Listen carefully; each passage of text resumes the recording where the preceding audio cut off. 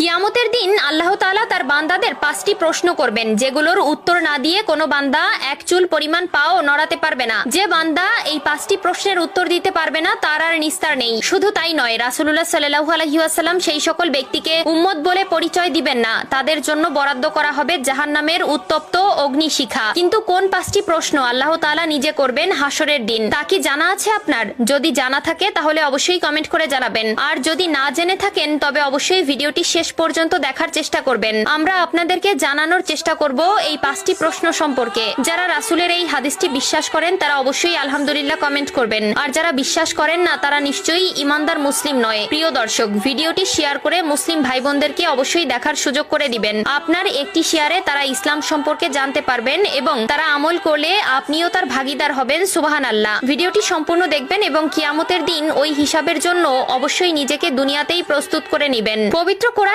মহান আল্লাহ তাআলা দুনিয়ার কর্মকাণ্ডের জন্য পরকালের জবাবদিহিতার কথা জানিয়েছেন। এছাড়াও রাসূলুল্লাহ সাল্লাল্লাহু আলাইহি ওয়াসাল্লাম বলেছেন, কিয়ামতের দিন এই 5টি প্রশ্নের জবাব না দিয়ে তারা আল্লাহর সামনে থেকে সরতে পারবে না। স্বয়ং আল্লাহ তাআলা নিজে তার বান্দাদের কিয়ামতের দিন যে প্রশ্ন করবে তার প্রথম প্রশ্ন হলো, জীবন কোথায় নিঃশেষ করেছো? আল্লাহ তাআলা আমাদের সুন্দর একটি জীবন দান করেছেন, যার জন্য আমরা আল্লাহর কাছে চিরকৃতজ্ঞ। আল্লাহ তাআলা আমাদের দুনিয়াতে পাঠিয়েছেন তার ইবাদত করার জন্য, তার দেখানো পথে চলার জন্য, তার আদেশ নিষেধ মেনে চলার জন্য এবং শয়তানের প্ররোচনা থেকে নিজেকে বিরত রাখতে। কিন্তু আমরা আমাদের জীবন কোন পথে অতিবাহিত করেছি তার উত্তর আল্লাহর কাছে দিতে হবে। আমরা আমাদের জীবন কেমন ভাবে কাটিয়েছি তার উত্তর না দিয়ে কোনোভাবেই নিস্তার পাওয়া যাবে না। 2 নম্বরে আল্লাহ তাআলা যে প্রশ্ন করবে তা হলো, সম্পদ কোথা থেকে উপার্জন করেছো? প্রিয় দর্শক, এই প্রশ্নের উত্তর আমাদের সকলকেই দিতে হবে। আমরা হারাম পথে নাকি হালাল পথে উপার্জন করেছি তার উত্তর না দেওয়া পর্যন্ত এক চুল পরিমাণ পাও নড়াতে পারবো না। এবং অবশ্যই সুদ, ঘুষ, চাঁদাবাজি এবং খারাপ পথে উপার্জন থেকে